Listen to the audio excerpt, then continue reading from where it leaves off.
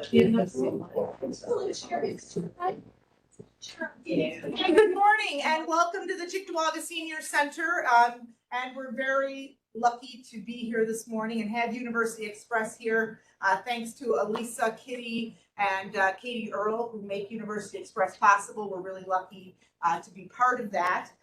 Today's presentation is going to be live streamed to people at home. But you will not be on the camera. They're just going to see the presentation. But please know that if you do ask questions or say something, that your voice will be on there also. This also is going to be recorded and will be uploaded onto YouTube in a few days or so. Right, Alyssa? Yes. All right. 2 or 3 days. So thank you. If you do have a cell phone, if you can please put it on silent for our presentation today. We are very lucky to have with us Bren Senior, and he's here today to present on unusual, unknown, and even weird stories about presidents who visited Buffalo. Bren Senior is a retired school teacher, administrator, and educational consultant, and is now a trustee of the Buffalo Presidential Center. The center's mission is to encourage the study of Buffalo and Western New York's contribution to the presidency and national affairs, and to share it with the public. He is also a Buffalo Niagara ambassador and serves as a master docent with Explore Buffalo. He loves to tell Buffalo presidential stories during his Presidents in Buffalo walking tours. Mr. Price has been collecting political memorabilia for more than 45 years and has special collecting interests for Buffalo-related presidents: Millard Fillmore, Grover Cleveland, William McKinley, and Theodore Roosevelt. He also collects memorabilia from Abraham Lincoln, the women's suffrage movement, and Buffalo historical items. Is that all correct, sir? Whoa, I think you got it. I didn't realize my collection was that big. Right. So thank you very much. I think you're in for a very special treat, and thank you for coming and giving us your time today. Well, thank you. I'm glad to be here. I see some familiar faces, and it's always good to see familiar faces.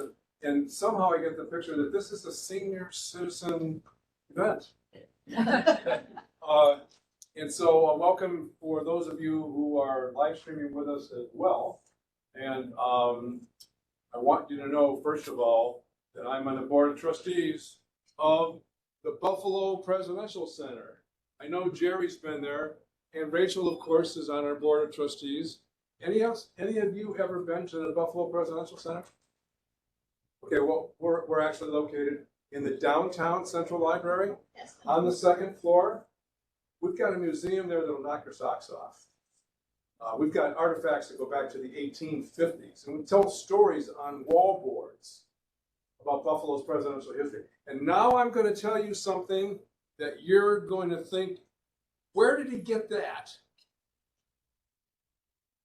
Buffalo has the richest presidential history of any city in the United States outside of Washington, D.C. That's not my quote. I'm not just bragging on that. Here's the guy who wrote it. Okay, we're going to move. Is there trouble here? We need some technical assistance.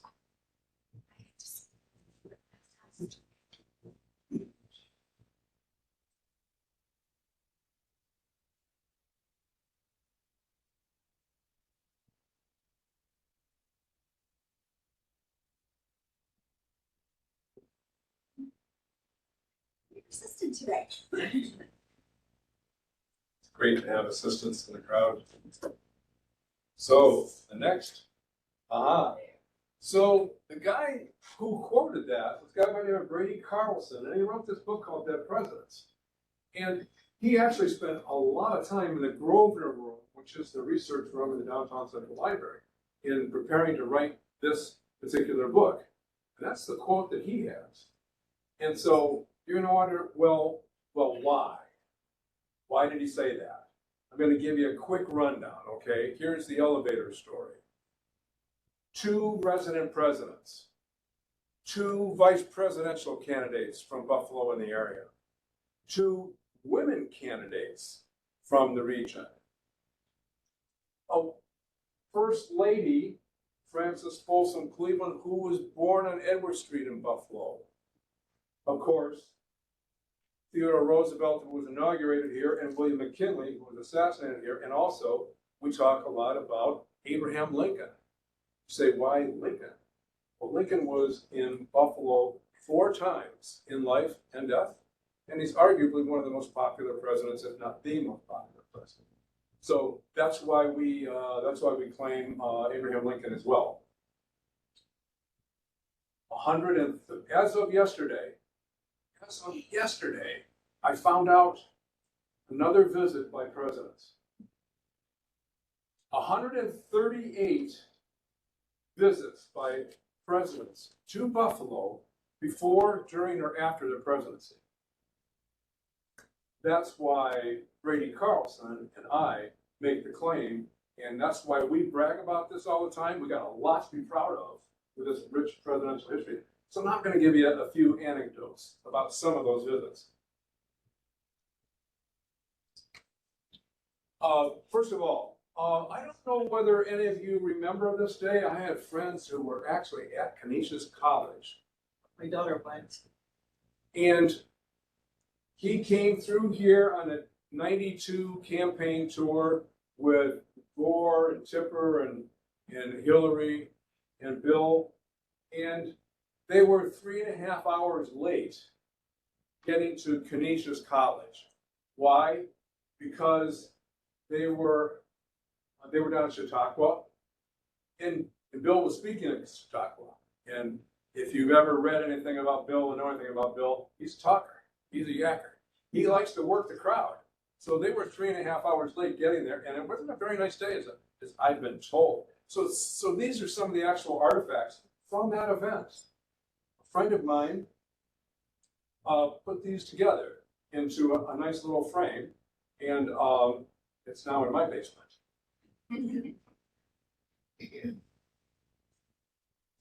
Okay.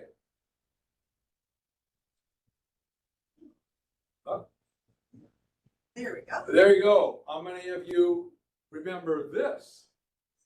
Were any of you there? We've got one who was there. I talked to, and people have come to the programs that were actually there, and several of them said, I was on my father's shoulders watching him right there in Niagara Square. As you see the Buffalo headlines, 400,000 people crammed in Niagara Square to see John F. Kennedy. It was Pulaski Day. That's when they were celebrating it that year. It was on October 14th. And as soon as he got done speaking, his aide came up and whispered in his ear, we got a problem in Cuba. Oh yeah, it was the beginning of the Cuban Missile Crisis. So obviously that was, he was carted very quickly back up to the Air Force Base in Niagara Falls, and then it was, back to Washington, and that was the last time he visited Buffalo.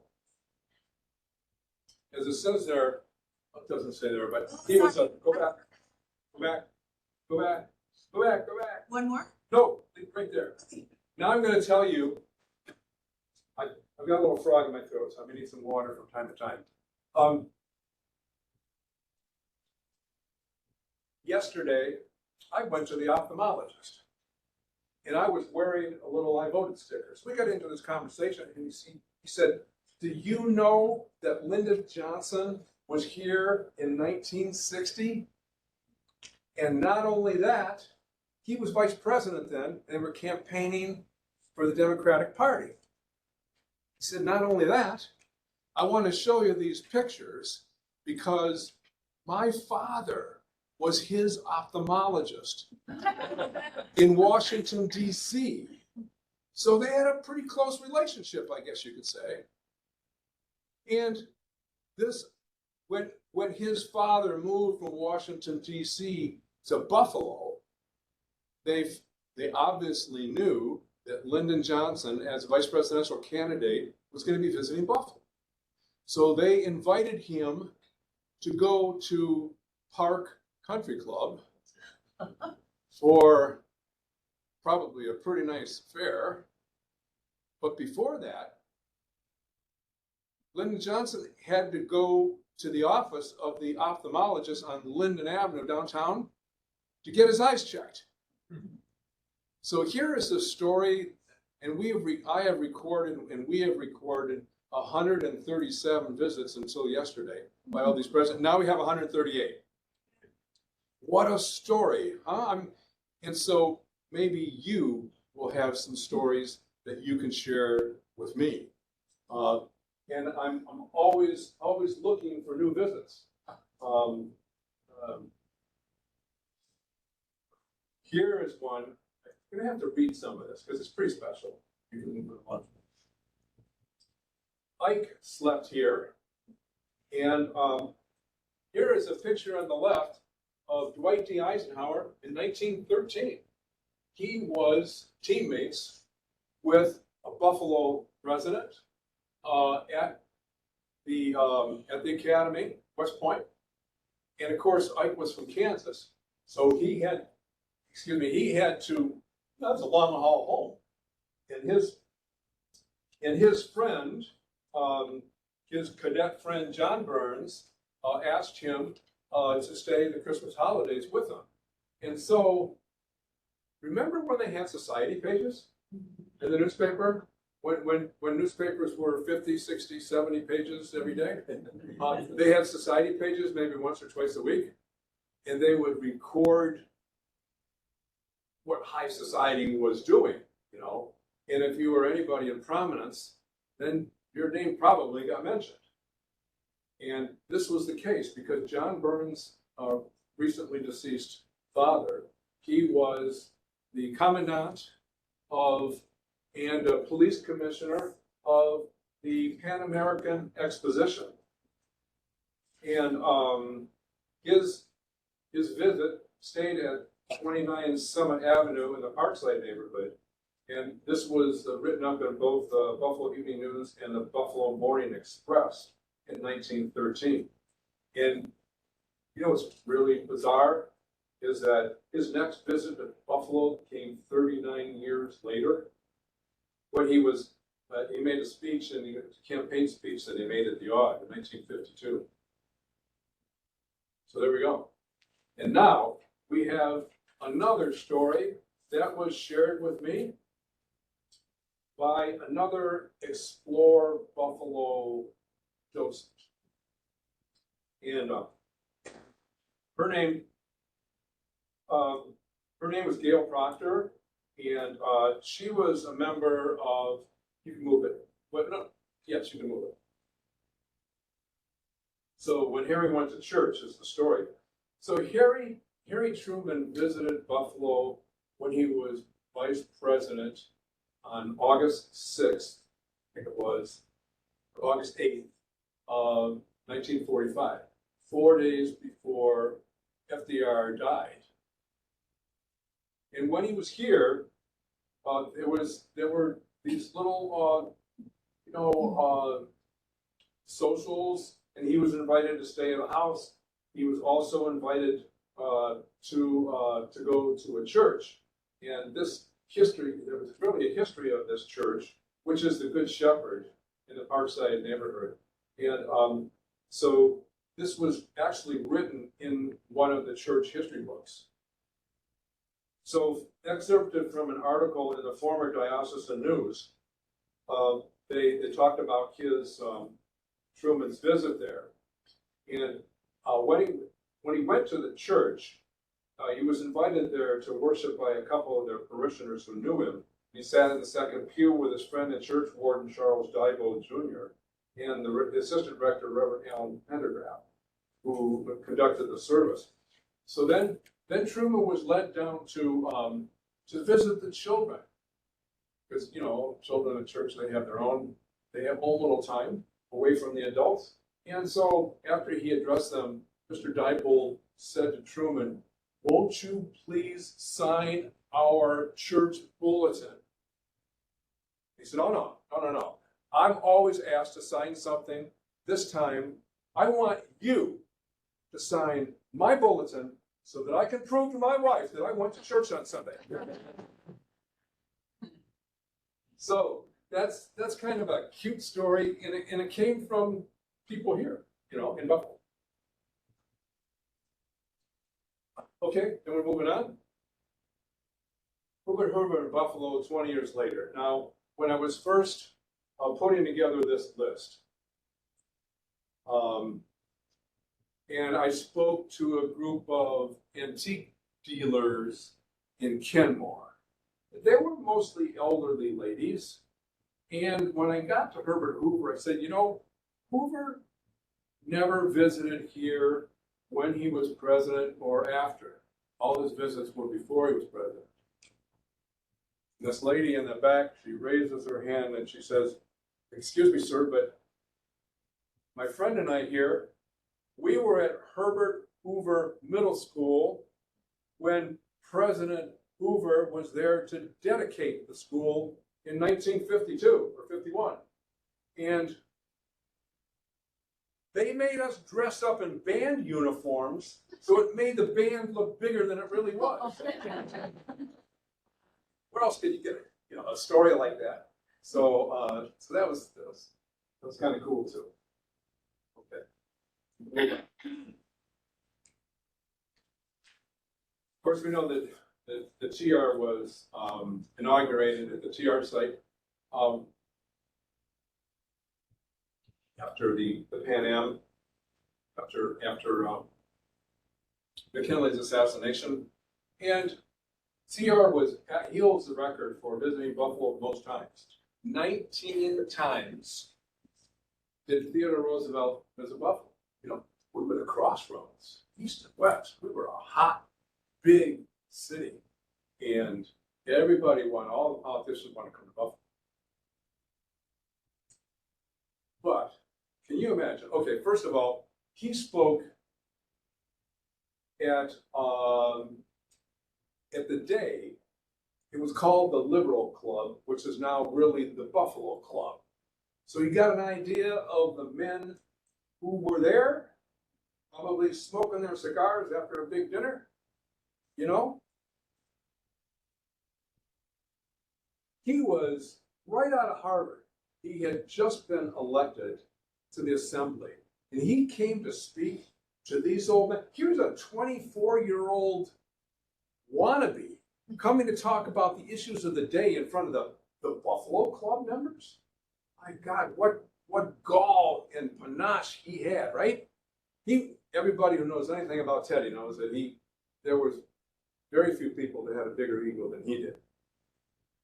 So he visited here then, and that was his first time to Buffalo. And then his last two, he spoke at the Progressive Club and the Elm Road Music Hall in 1913 and again in 1915. So he came, even after he was president, he came here, and he couldn't deny a crowd anywhere.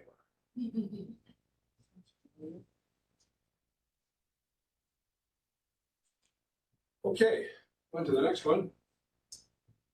Now, the William McKinley Monument. Now, we all know about the monument, right? It was erected back in 1906 and 1907, and what you see right there is kind of a picture of the dedication, which was the first Buffalo Home Days.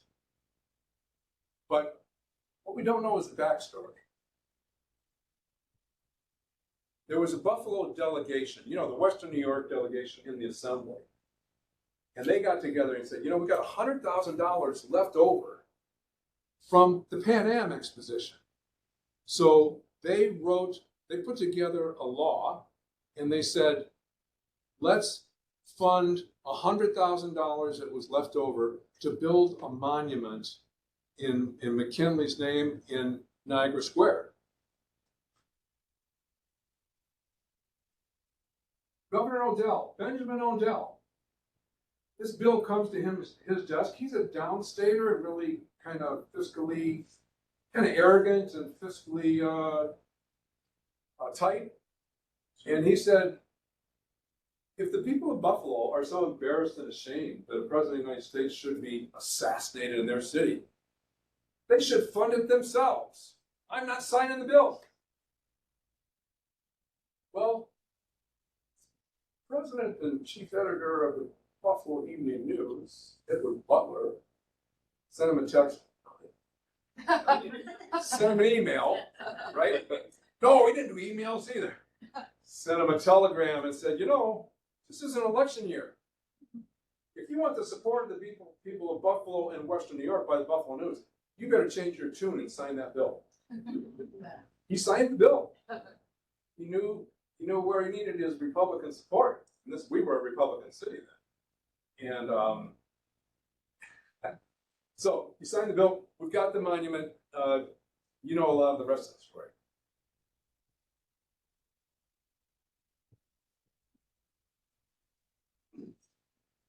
Yes, next. Okay.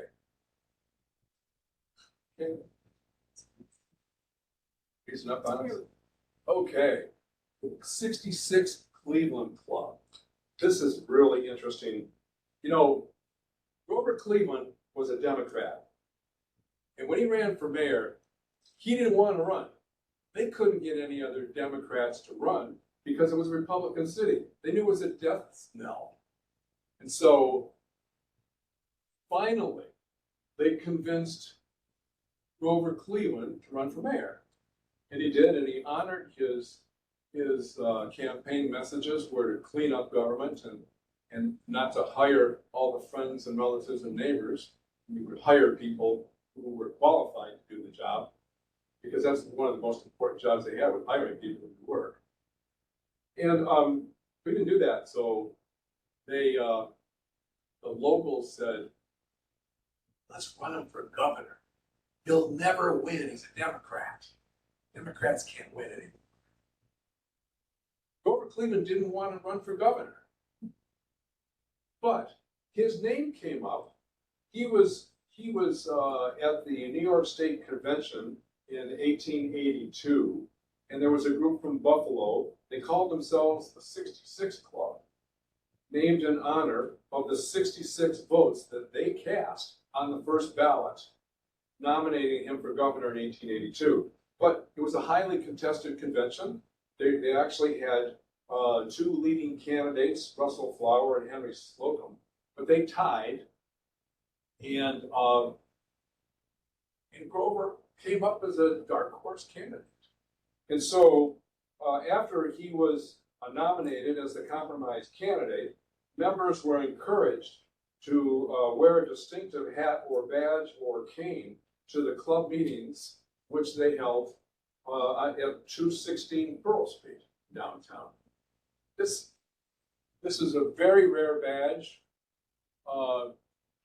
that's also in my collection. You can imagine it probably only had 66 of them to begin with, so maybe more.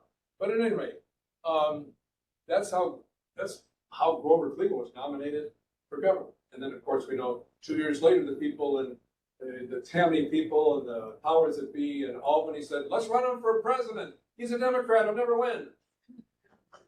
Yeah, so he heard that a lot. Okay. Here we have Francis Folsom Cleveland. I don't know if any of you have ever been driving around the neighborhoods of Buffalo, New York, but this on Edward Street still stands. If you have 2 or 3 hours and you knock on the door and you ask the owner, can he tell you anything about Francis Folsom Cleveland? Say, yeah, come on in. He's pretty loquacious. He will take you all around the house that he's restored and give you all the details about Francis Folsom Cleveland. I know. But at any rate, that's where she was born. She was Buffalo's only first lady that was born here. And you know, she had 5 kids. And there's all kinds of stories about Grover Cleveland and her. But when Cleveland died in 1908, he was buried in Princeton, New Jersey. Why Princeton and not here? He grew very unfriendly with Buffalo because Buffalo was very unfriendly for him in the 2 elections. So he only came back to Buffalo on a few occasions for funerals and special events. But he left and he basically never really came back. So he's buried in Princeton, New Jersey. And then Frances, his wife, died. She remarried a professor, a guy by the name of Thomas Preston.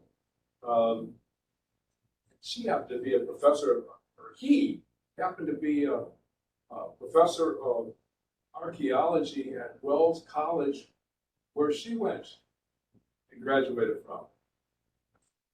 Princess, she was the Jackie Kennedy of the day.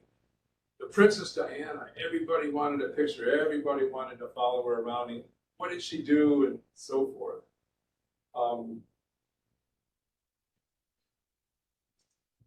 Grover tried to, they both frowned upon that, but it's really kind of interesting. So she had 5 children, excuse me, and she was married in Europe to Thomas Preston, and then she became a member of the pro-war National Security League, becoming its director of the Speaker's Bureau and the Committee on Patriotism.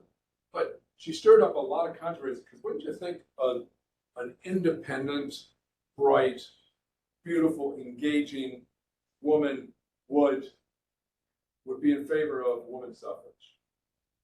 She wasn't. She was an anti-suffrage person. It's kind of surprising.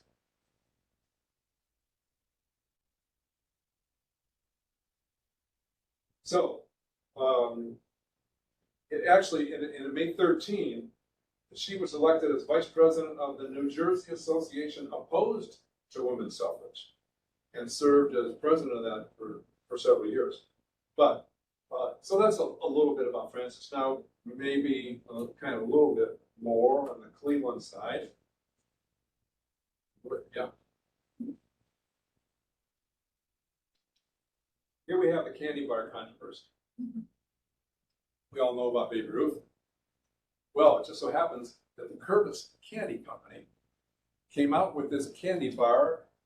It was called the something candy cream prior. And in 1920, they changed the name to Baby Ruth. Babe Ruth, the ball player, who had just hit 59 home runs and broken the record, says, "Wait a minute, you guys, you're profiting on my name." And they said, "We didn't make that candy bar after you. We named it after Baby Ruth Cleveland." And the Babe Ruth people said, "Baby Ruth Cleveland died 11 years ago. Why would you name now? Come on." They said, "Well, look at the wrapper. We didn't write it Babe Ruth. We said Baby Ruth." So therein lies the controversy, and people argue about it today. Who knows? I'm good friends with George Cleveland, who's actually Grover Cleveland's straight line grandson, about 69 or 70 years old now. Of course, he wants to believe his name after his aunt. And but I gotta think, it's named after the Curtis Candy Company. You can think whatever you want, but I think it's named after Babe Ruth. They were pretty slick. Yeah. Okay. We can run. Now, you've all no doubt driven by, or maybe even walked around the Soldiers and Sailors Monument, right? How many of you have? Yeah. So, and if you've been on a walking tour, that's where we start the tour and talk about presidential connections. And the presidential connections are with, we would start with Abraham Lincoln, because if you walk around to the front, you look up right at 6 o'clock, the belt, the carved brass bronze belt around the middle of that has an image of Abraham Lincoln, President Lincoln, holding a document that's supposedly calling for volunteers for the Civil War. Next to him is William Seward, who's got a document that represents the Emancipation Proclamation. And there's 33 figures all the way around this belt carved into, representing military, cabinet members, and so forth. But if you go there, you will see that. And then if you slip around the corner, you will see dedicated in 1882. There's a dedication marker right on the monument. dedicated in 1882. Who was mayor of Buffalo? Yes, it was Grover Cleveland was mayor, and he was at that July 4th, 1882 celebration, and it was also the 50th anniversary of the city of Buffalo. And that's when he was mayor of the city in 1882. So there's that connection. And how about Lafayette? No, obviously he wasn't president, but why is it called Lafayette Square? This tower in Lafayette Square, why? Well, you know, Lafayette was a good friend of George Washington. He was a much younger man, but he was very much involved in the war, the Revolutionary War. And he tried to stir up some things when he got back to France, and they threw him in jail for 20-some years. When he got out of jail, John Quincy Adams, who was president at the time, asked him to come to the United States and celebrate. So actually, Lafayette came in 1824 and 1825, and he toured the country. Well, in 1825, I think it was, might have been in July, I forget the exact month, Lafayette came to Buffalo, and he stayed in a hotel, which is right across the street from the front of the Soldiers and Sailors Monument. I think it's in front of the Liberty Building. Be a Tim Hortons at this point. But there was a big hotel there, and that's where Lafayette stayed. So it became known as Lafayette Square.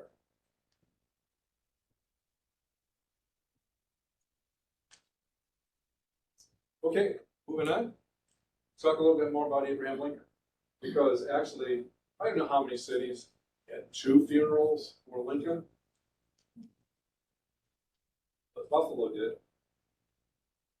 Kind of wrapping it up and kind of stepping back a little bit.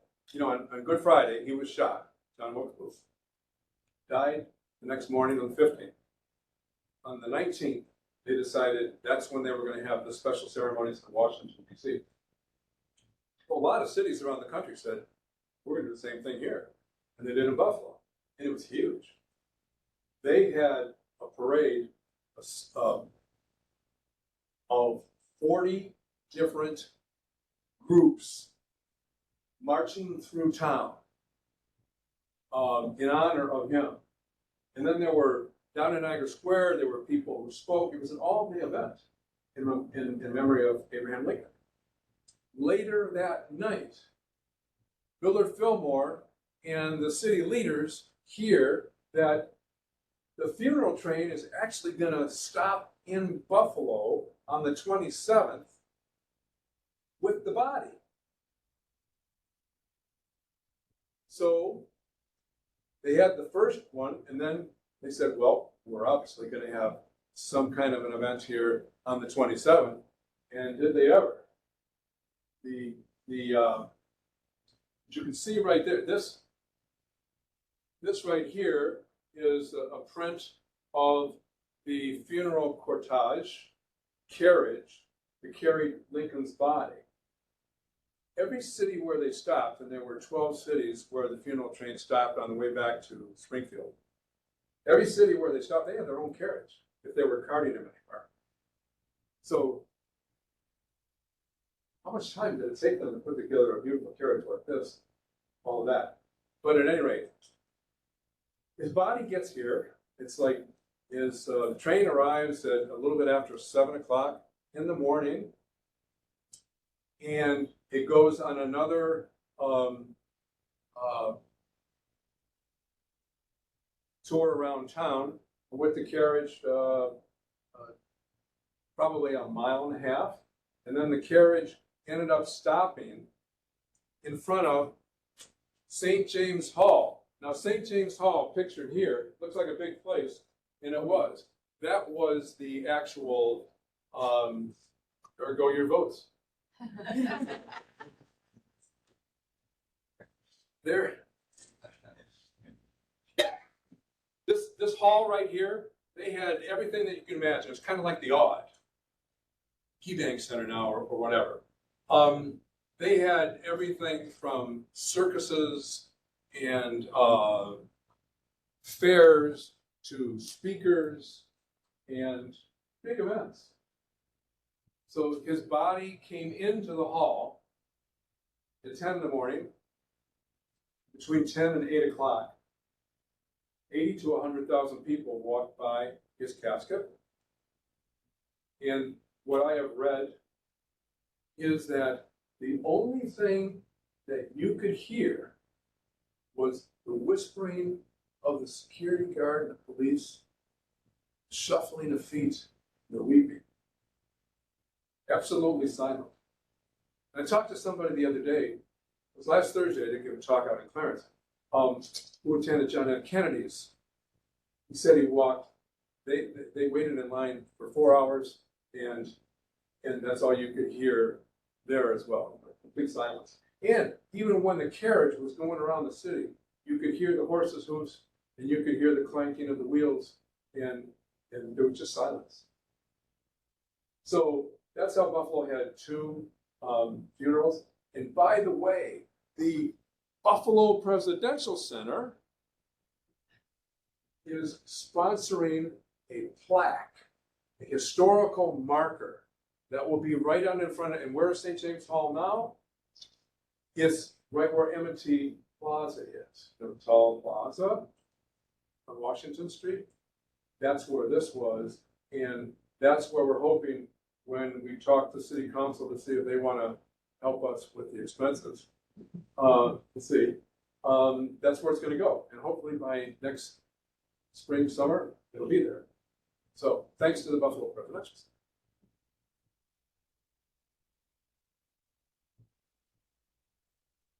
Are we doing it on time? Getting bored yet? No. Okay. We have 16.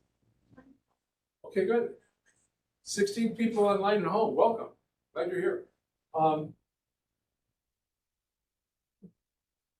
Maybe you've heard that when Lincoln visited Niagara Falls, or you knew that Lincoln visited Niagara Falls because he was quoted as saying in all of his biographies, where did all this water come from? You know, kind of in his own sense of humor. And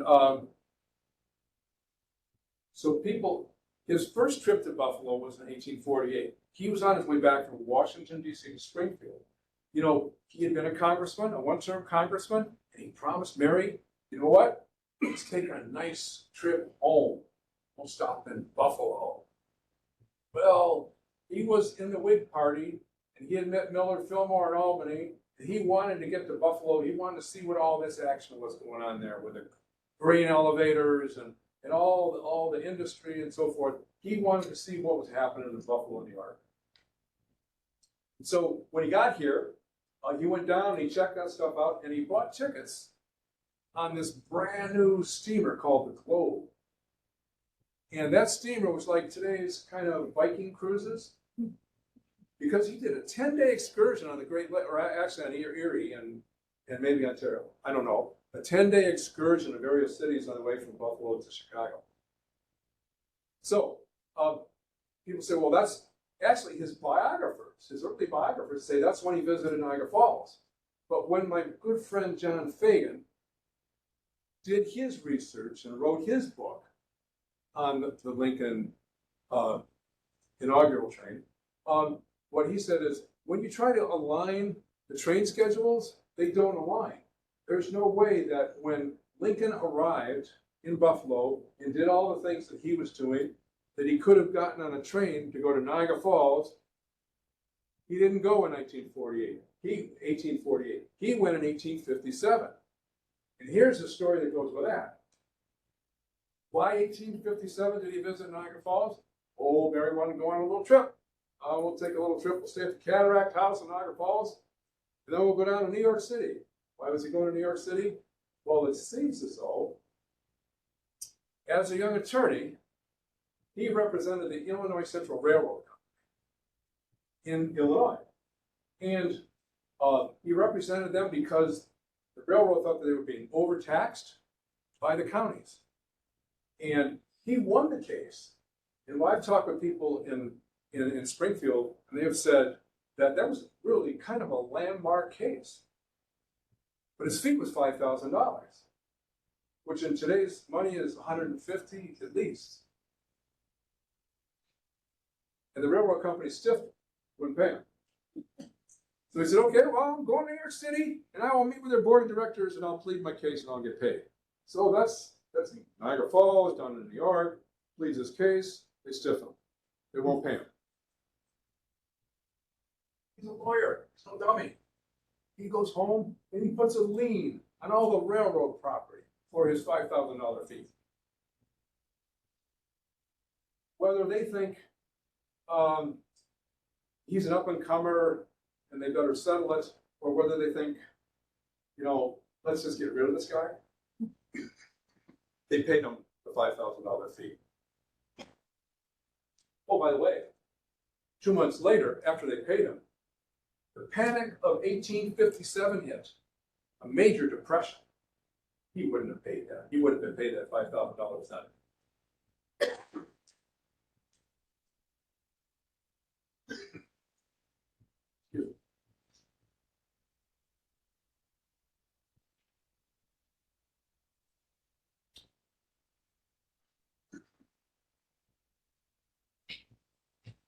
This frog is kicking up. Oh, you know, before I come on, I mentioned John Fagan before, who wrote the book on Lincoln's inaugural train.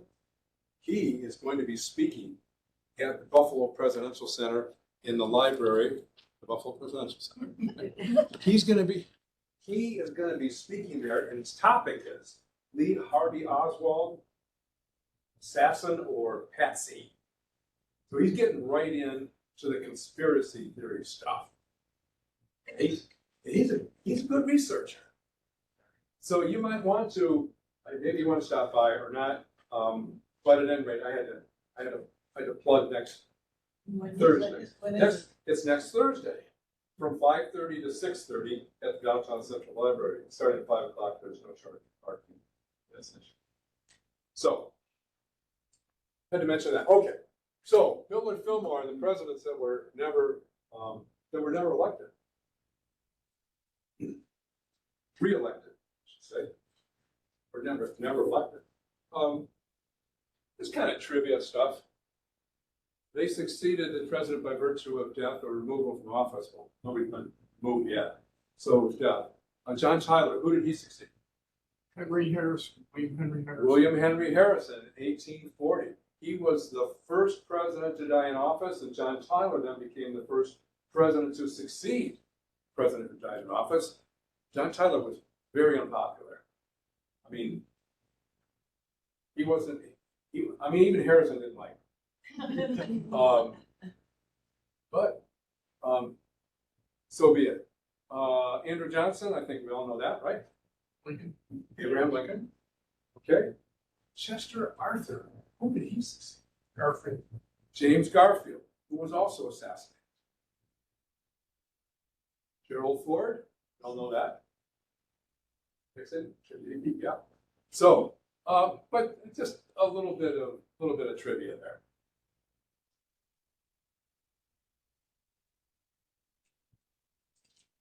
Let's talk a little bit about Abigail Fillmore.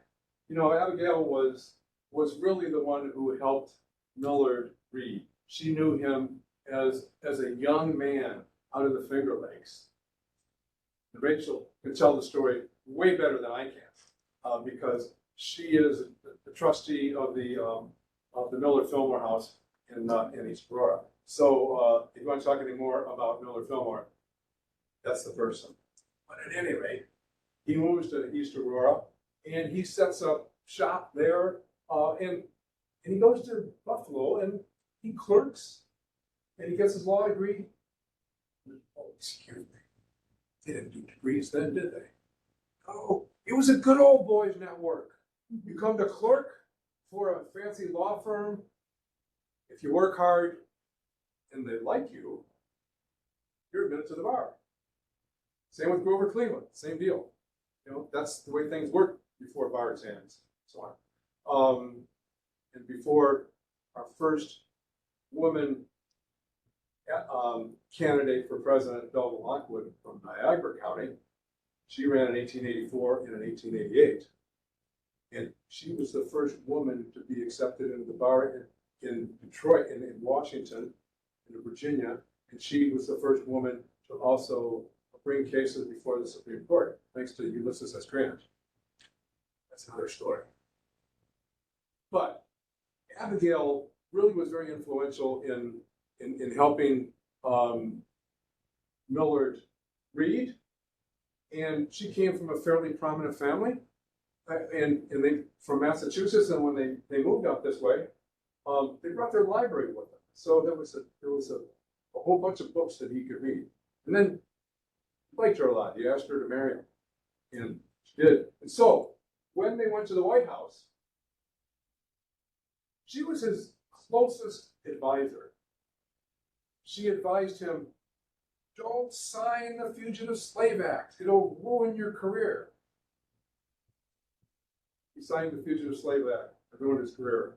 And, you know, that's one of the negatives that are thrown out to Millard. Despite all the positives. Some people want to take just a little slice of the cake, and then they want to say, okay, we're going to judge a person on just that little slice of the cake. Imagine if we were to open ourselves up like that. No more editorialism.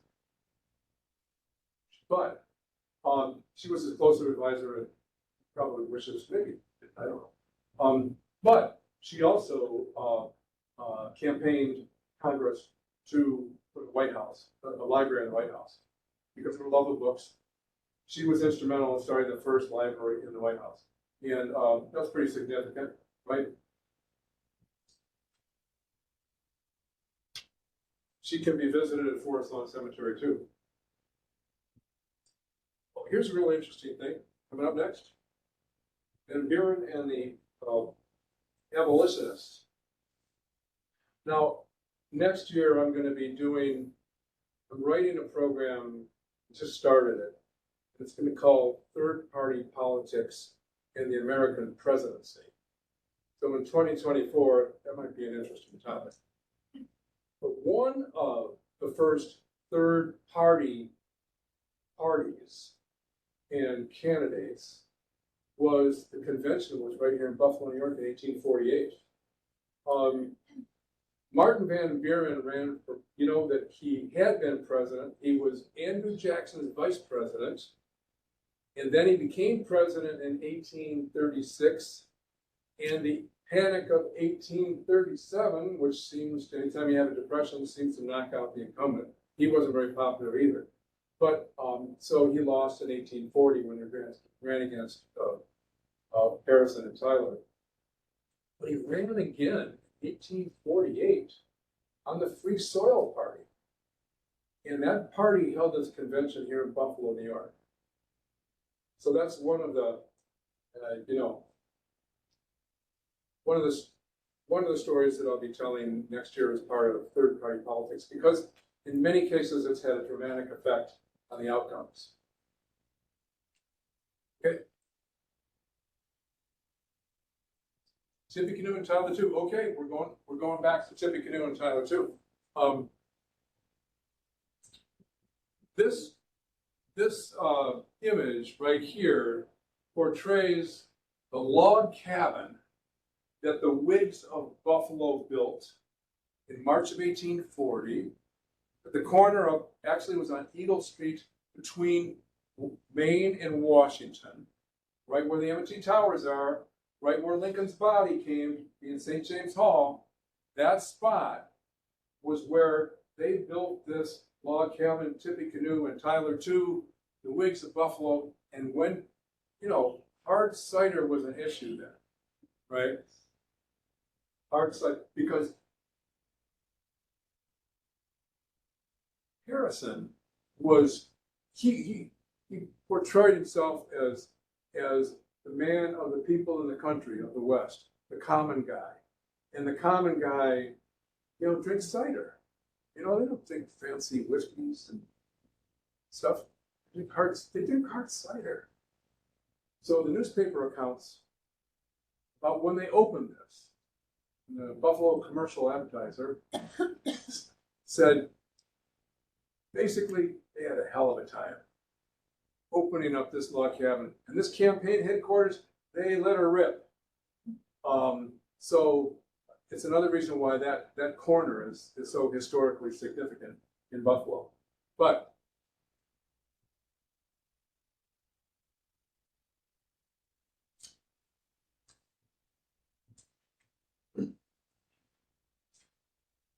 here's another really interesting thing, because he tried to portray himself as the common man because he's out west and fighting so. He came from Virginia aristocracy. You know, this is kind of another little twist that I forgot to mention before. So, oh, the other thing is, William Henry Harrison was the first president to visit Buffalo. In 1813, he visited Buffalo as part of the War of 1812. He visited Buffalo to check on the troops here. And 2 months later, the British burned Buffalo to the ground. Didn't do that good of a job, I guess. Checking on the troops, they weren't that well prepared. But 27 years later, he runs for president. Never came to Buffalo again. But that's the story. It's one of the questions that we asked on our quiz. If you come in to the Buffalo Presidential Center, you can pick up our 10-question quiz. Actually, you ought to be able to answer several of them after this, but I'm not going to test anyone. You can come in, and you know who really gets a kick out of this is the young kids. The young kids come in, I give them this, and anywhere between maybe 4th and 5th and 6th and 7th grade, they get a hold of this, and I tell them, you can find the answer to every one of these in this room. And they really get a kick out of it. And they start penciling their answers, and then when they're finished, I give them all a little Buffalo Presidential Center pin back button. So.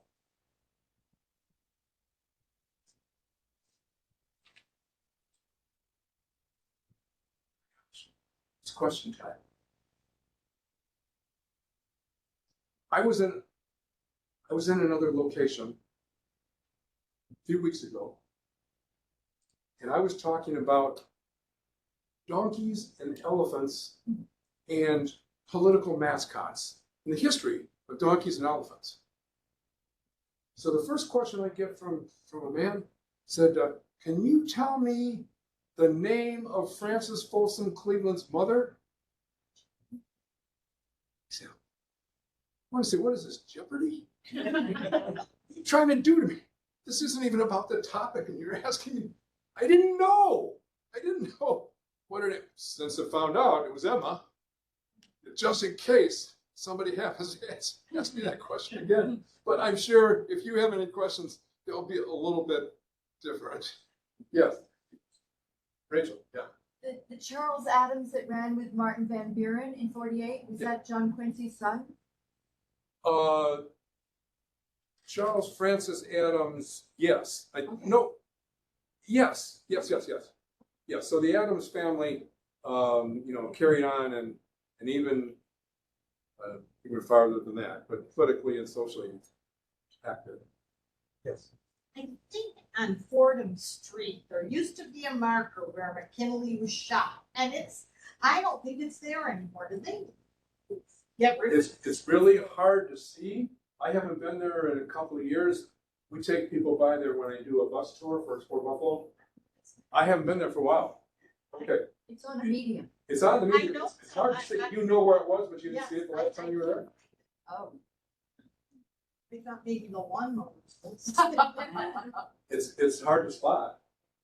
And I had another comment. My grandmother was on the stage the day that they inaugurated Herbert Hoover School. She had been part of the Kenmore Tonawanda School Board. No kidding. So when you see a picture and there's one lady with a hat on, that's grandma. Cool. All right. It's a story I love to hear. Well, and when we cleaned out Grandma's apartment, Grandma was a great collector of everything. and there was a little nameplate like you put at your table, and it said Mr. President on it, because they took him to lunch afterward. My mother made me throw it out. No. I wanted to keep it, I thought it was something to keep. Mom says, you don't want that, John. Yeah, it's like my mom threw out all the baseball cards. And a big old World War II leather jacket with a couple of holes in it. And she took that to, thrift shop or something. I wanted to keep it, wish I still had it. Thank you. Well, and if you have a picture down at the Presidential Center, I can find. We don't have a picture of that. That would be found in the probably Kenmore Historical Society, probably. I don't have that, but. Yes, sir. Jerry. All these presidential visits to Buffalo, then. At what point did presidents start becoming accompanied by large Secret Service entourages? Well, I would say, I don't know if Eisenhower was the first, but I know there were, and people have witnessed the cars coming down Broadway for Ike's campaign visit here. That's a really good question, Terry. I don't. That would be a guess, but as long as that's true, yeah, on the Jeopardy. Yeah. No, that's a really good question. Thank you. Well, I worked for the Hyatt Hotel in the early 1980s. And one of the vice presidents was coming through on a campaign tour, and it happened to be on Halloween, and the Secret Service made us take all our masks off. Remember who it was?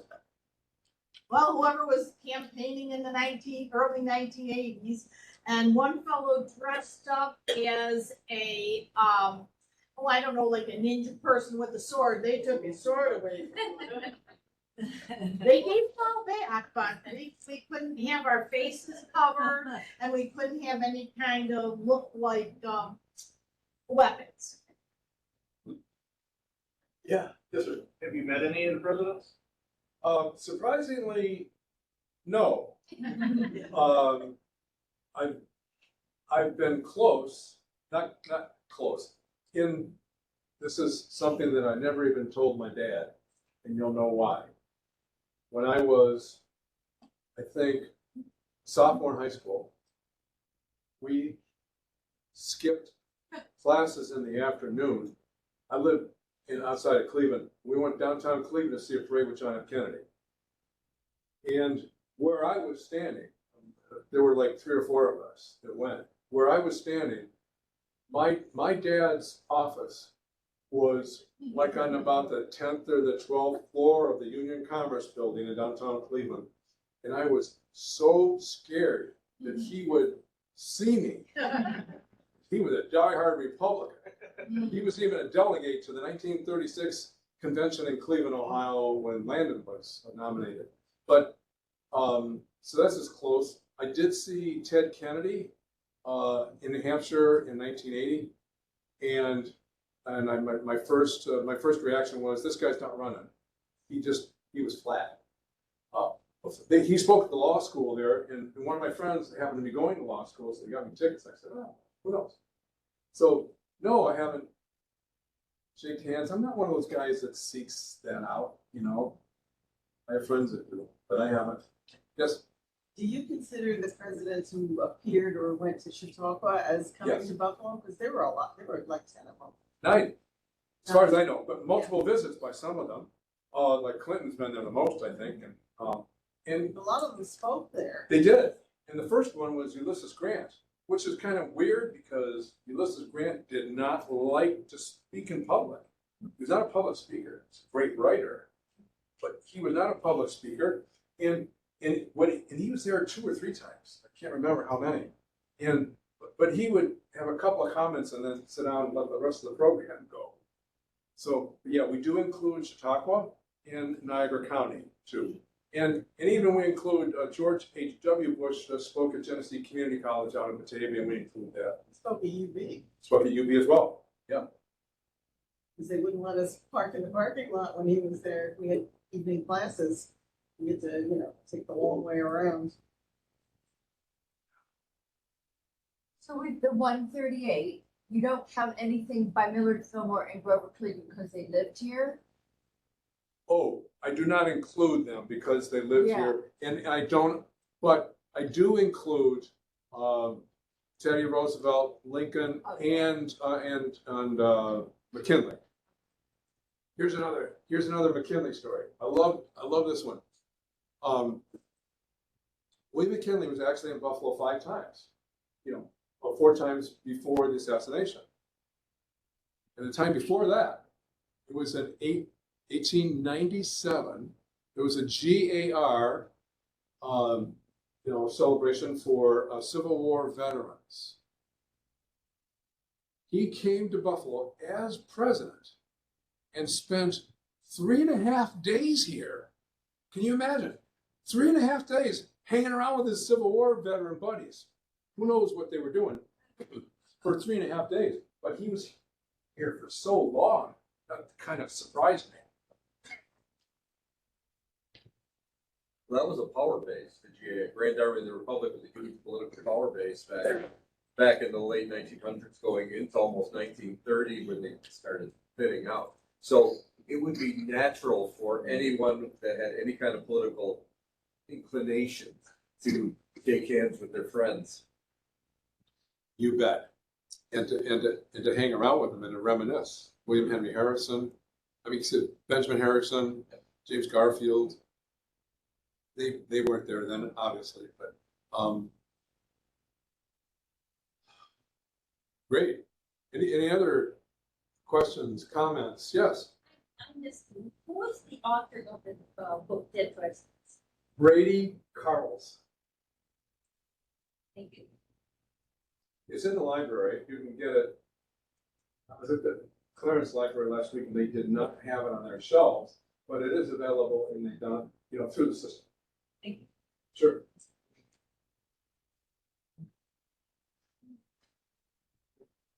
Thank you so much. We did it now. If you have any more questions or whatever, remember, second floor, library. We're open on Saturdays from 10 until 4. Maybe I'll see you there.